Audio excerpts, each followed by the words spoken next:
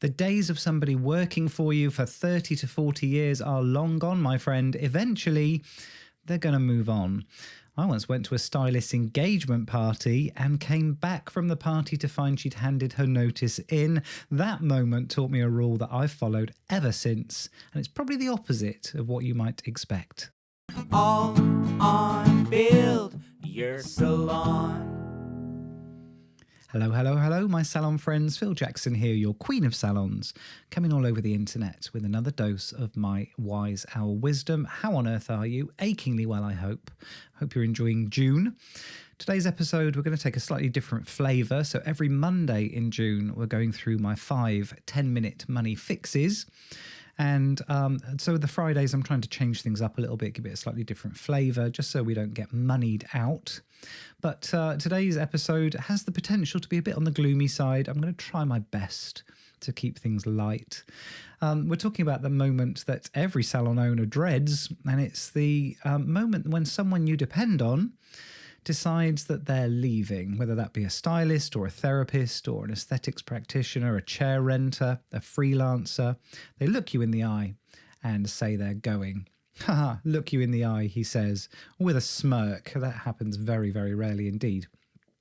But how you handle the next 48 hours decides whether this is going to be a smooth transition or a whole load of damage that you didn't really anticipate. And I have been through this an awful lot. You can imagine in 20 years of salon ownership, I think we're on 25 years of salon ownership now, we've got through a lot of team members, and we used to recruit an awful lot of apprentices and people that weren't quite right for the industry but didn't know it yet.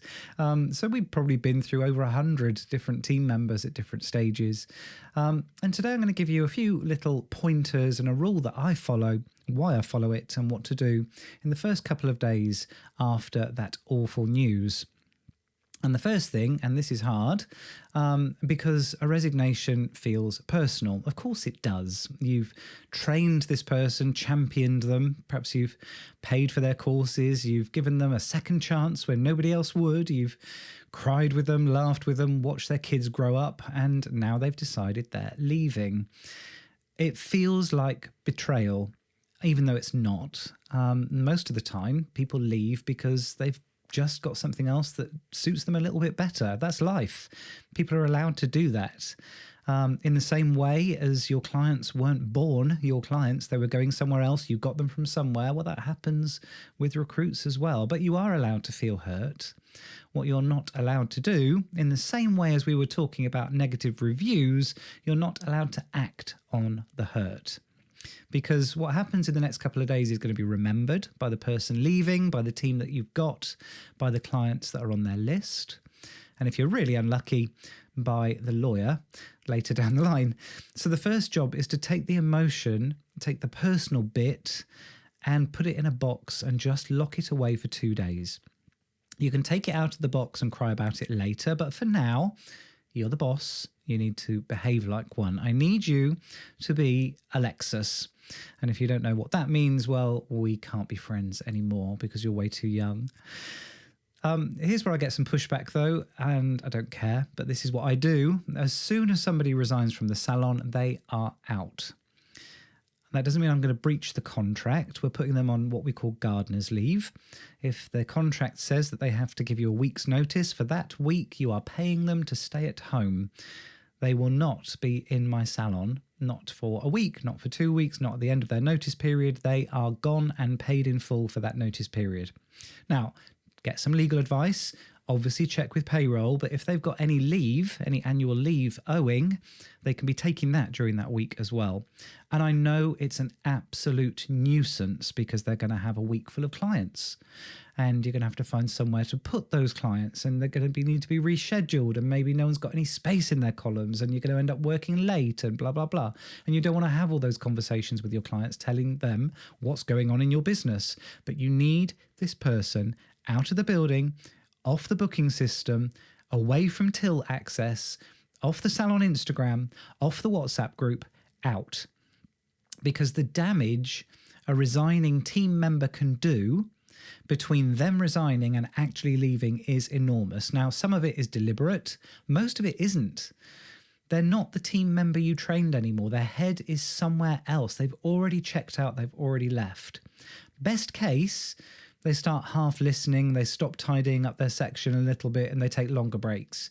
Worst case, they're actively undermining you, poisoning clients, poisoning team members, telling clients where they're going and why. They're swapping phone numbers in front of you on your time, and clients are being rebooked over their Instagram account rather than in your salon. I've seen both. First one's frustrating, second one is absolutely devastating. So the rule is simple. As soon as you resign, you are paid up to the end of your notice, but you are gone today. Years ago, I had a top stylist, senior stylist in my salon who I genuinely thought was one of mine. I thought she was a good one. Always did pretty well. She hadn't always been the easiest person to manage, but we invested a lot of time in her, invested a lot of time in her training. She'd been promoted. And we all got invited to her engagement party. So I went to her engagement party, met her family, bought a card, stuffed it with cash because they were going on holiday the next day. So I gave them some holiday spends for her and her new fiance, and danced badly with everybody else. And went home quite happy, went into the salon the next day, and her notice was on my doormat. And it wasn't just a calm, professional, I quit. It was vicious. It didn't say anything about any of the stuff that I'd done, just the stuff where she wanted to really, really hurt me. And she'd been planning this for months. She'd already decided where she was going to be going. She'd already lined up where she was going to be working. She'd already told all her clients about it. Before I knew what was happening, the clients were calling me to cancel. I didn't even need to call them. And we lost a lot. Not because she was particularly amazing or because the new salon was any better, but because they'd already heard from her and she'd already poisoned them, to be honest with you, and already, I'm sure, given them a great big fat load of bullshit about what an arsehole I was. So that's one of the reasons that as soon as you resign, you are out, is the rule in my salon. And I don't want you to be paranoid. I'm not saying that your person resigning is going to be as malicious as all that, but you can't tell which is which in the moment. And what ends up happening is you get it wrong and then you overreact emotionally. So treat them all the same. Out today, paid in full, no hard feelings, just no access either. Quick note for the solos listening or anyone that works with renters or freelancers, same principle applies. A chair renter who's leaving in 3 weeks has 3 weeks to undermine you in your salon. So have a look at your contracts. And I know there are lots and lots of business owners out there who have very long notice periods put into their contracts. They think it's protecting them and protecting the salon by saying you have to give me a month's notice. That just means you're going to pay them gardener's leave for a month. It doesn't do you any favours. So instead, I would shorten that to a week. Now, you can't necessarily push a renter out the door. They might have a contract that says otherwise, but you can absolutely start cutting off access to systems, to client data, and start watching your stock as well, because I have had a few little sticky fingers as people have been leaving my business. What do we do in that first 48 hours? Here's the playbook. They tell you they're leaving. You say, okay, thanks for letting me know. I appreciate you doing it face to face, though they never do. It's always going to be a text message. And that's all you say. We're not going to get into negotiation. There's no counter offer. Once someone's got to the point where they're willing to quit, they're going to go. Even if you save them with a pay rise, it's not going to last for long. And already they've started to check out.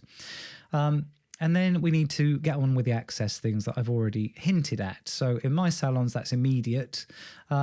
We need to switch off access to the systems. If they've got keys, we need to change the locks. Don't trust them on giving your keys back. I had one lady who worked for me and she was adorable. Really, really liked her. She went on good terms. We were good buddies right to the end. If I see her in the street, we stop and have a chat now.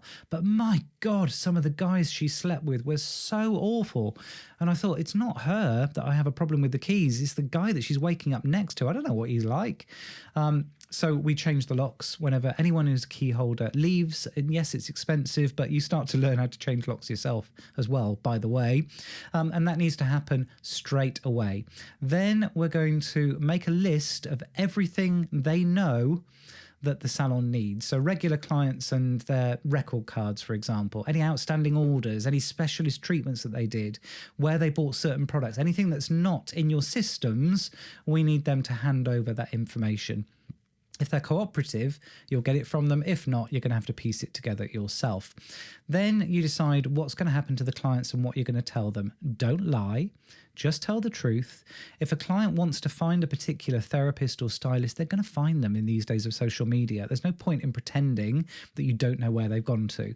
So just be the bigger person in that moment. And you start telling the clients and rearranging appointments. And I don't get too heavily involved in this stuff. I mean, it can be really easy that you start playing bat and ball with clients. So what I tend to say is, I'm really sorry, but Betty has decided to leave us, so she won't be doing your appointment on Thursday. I've moved your appointment into so-and-so's column at the same time. Unless I hear from you otherwise, I'll assume that's going to be okay. Otherwise, you're playing telephone tag with people for way too much time. Tell the team in person, together, short and factual. I just want to let you know that Betty's handed in a notice. We're sorting out the handover. Her clients are going to be looked after. If anyone asks you about it, this is what we're saying. That's it. And then you take care of the details. Don't slag her off, however tempting it might be. Don't tell them why she's leaving. It's not your place to. And actually, you shouldn't be sharing information about an employee to someone else. They're still an employee, of course, because they're still on the payroll for that gardener leave. And then we start phoning the client list, either you or your front desk person. We're not going to email. We're not going to text. And you know what you're going to be saying because we've already hit on that note. A phone call, I prefer to a message for this one. I think it gives people the opportunity. Most people don't answer, but at least we know what we're going to say in the voice note. That resignation is your stress test. It shows you where your systems are weak, which clients are loyal to the salon, and which team members are watching to see how you behave. And this can be contagious if you get it wrong. You can't stop people leaving, but you can help steer how you respond, and you can start steering the business off the back of it. So today's episode was not a money fix. It was a bit of a Friday breather. If the Money Fix series is switching you on, it's the reason that we've got all the Mondays put aside this month. You've got 5 money fixes, and you can get all of those fixes in cheat sheet form, in audio and in video over at 10minutemoneyfix.com. About an hour of your time, £9, and I've put the link in the show notes as well. So I will see you on Monday for fix number 4, and until then, take care.